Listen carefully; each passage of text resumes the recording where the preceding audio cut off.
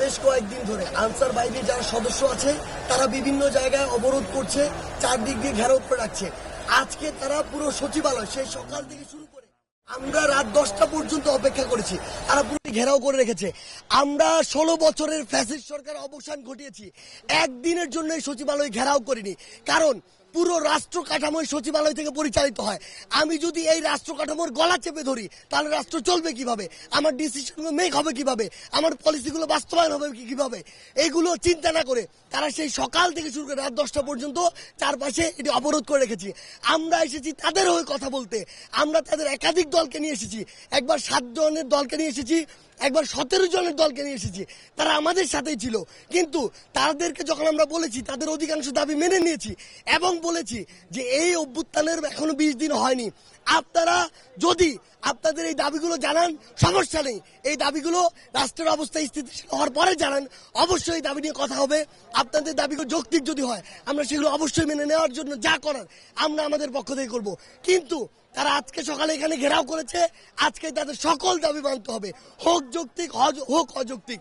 তাদের প্রতিনিধি দল যখন আমাদের সাথে একাত্মতা ঘোষণা করেছে ওইখান থেকে কিছু উস্কানিদাতা, আমরা মনে করি তারা ওই পরাজিত শকুন, যেই শকুনরা রাষ্ট্রের স্থিতিশীলতা চায় না, যেই শকুনরা চায় রাষ্ট্র আবার ওই ফ্যাসিস্টদের হাতে যাক, তারা ওইখান থেকে উস্কানি দিয়ে আমরা যারা আমাদের সাথে একাত্মতা ঘোষণা করেছে তারা তাদেরকে বর্জন করেছে এবং বাকি যারা ছিল সকলকে উস্কানি দিয়েছে। আমাদের কাছে মনে হয়েছে এটি একটি বৃহৎ পরিকল্পনার অংশ। তারা এক এক সময় এক একবার বিভিন্ন পরিকল্পনা করেছে, ছাত্র জনতা প্রত্যেকবার রুখে দিয়েছে। আজকে তারা এখানে মাননীয় প্রধান উপদেষ্টা থেকে শুরু করে মাননীয় যত উপদেষ্টা ছিল কিংবা এই সচিবালয়ের পুরো রাষ্ট্র কাঠামোর আমলাতন্ত্রের যতজন কর্মকর্তা কর্মচারী ছিল সবাইকে আটকে রেখেছে। যদি আটকে রাখা হয় তাহলে এই রাষ্ট্র কাঠামো ফাংশন করবে কিভাবে? আলটিমেটলি তাদের উদ্দেশ্য ছিল এই রাষ্ট্র কাঠামোর ফাংশনটিকে বন্ধ করা।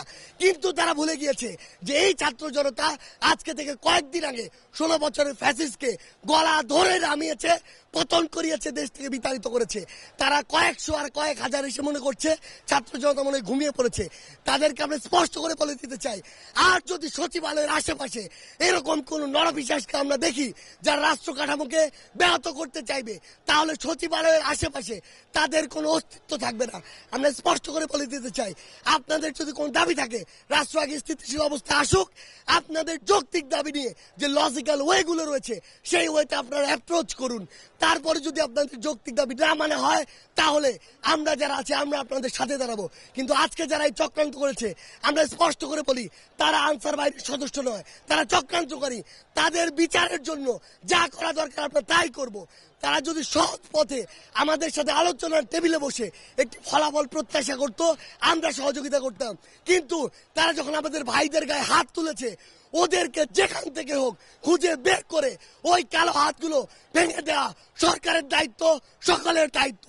আমরা আমাদের জায়গা থেকে স্পষ্ট করে বলি তাদের বিচার না হওয়া পর্যন্ত ছাত্র জনতা তাদের খোঁজে সবসময় সজাগ থাকবে।